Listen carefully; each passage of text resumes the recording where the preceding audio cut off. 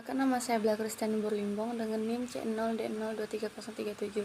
Di sini saya akan menjelaskan pemungutan PPh pasal 21 final dan pasal 26 bagi SPLN. Pajak merupakan salah satu instrumen penting dalam perekonomian suatu negara, terutama sebagai sumber pendapatan negara yang digunakan untuk pembiayaan pembangunan. Di Indonesia, salah satu jenis pajak yang berperan signifikan dalam penerimaan negara adalah pajak penghasilan atau PPh. Pajak ini dikenakan atas penghasilan yang diterima atau diperoleh oleh wajib pajak, baik dalam negeri maupun luar negeri. Di antara berbagai ketentuan PPh pasal 21 final dan pasal 26 merupakan dua jenis pajak yang memiliki peran khusus, terutama terkait dengan penghasilan yang diterima oleh wajib pajak orang pribadi dalam negara dan subjek pajak luar negeri. Oleh karena itu, penting untuk memahami berbagai mekanisme pemungutan kedua jenis pajak ini serta dampaknya bagi penerimaan negara. PPh pasal 21 final. PPh pasal 21 final adalah pajak yang dipotong atas penghasilan yang diterima oleh wajib pajak orang pribadi dalam negeri yang bersifat final. Artinya, pajak ini sudah dianggap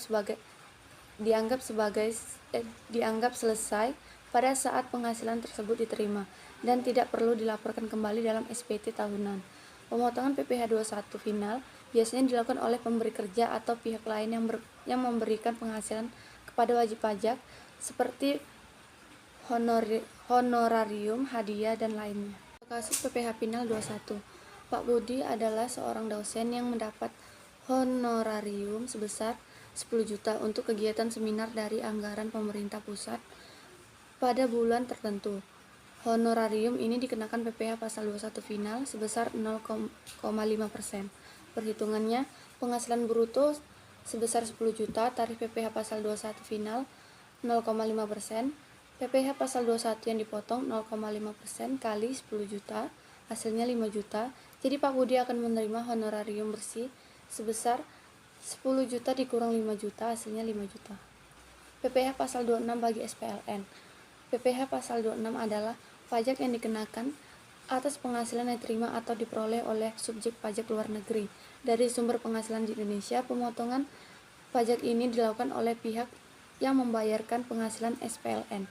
Pemotongan PPh pasal 26 berlaku untuk berbagai jenis penghasilan, termasuk dividen, bunga, royalti, sewa, jasa, dan penghasilan lainnya yang diterima oleh SPLN dari sumber di Indonesia.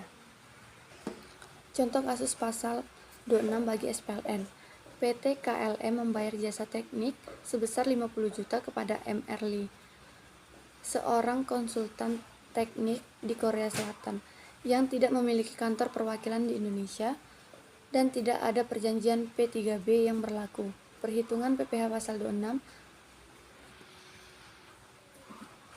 Tarif PPh pasal 26 untuk jasa teknik tanpa perjanjian P3B 20%.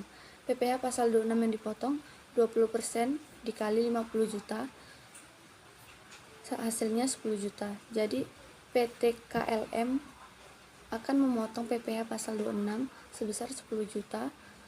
Dari Mr. Lee akan menerima pembayaran bersih sebesar 40 juta. Kesimpulannya, PPh pasal 21 final dan pasal 26 merupakan instrumen pajak yang penting dalam sistem perpajakan Indonesia. Pemungutan PPh pasal 21 final memberikan kemudahan dan kepastian bagi wajib pajak orang pribadi dalam negeri, sementara PPh pasal 26 memastikan kontribusi pajak dari SPLN yang memperoleh penghasilan di Indonesia. Keduanya memiliki peran signifikan dalam meningkatkan penerimaan negara dan mewujudkan keadilan pajak.